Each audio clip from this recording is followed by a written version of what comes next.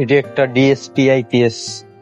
এই DSP আইপিএসটা auto রিক্সার যে চার্জার আছে, চার্জারের কোর দিয়ে বানানো হয়েছে।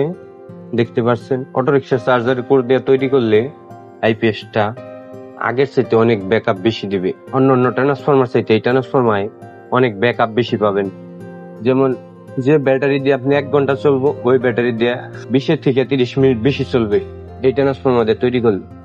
কারণ অন্য ট্রান্সফরমারে ভোল্টেজ ড্রপ করে দেয়, অনেক ভোল্টেজ জমা রেখে কোরটা বাংলা দেখে।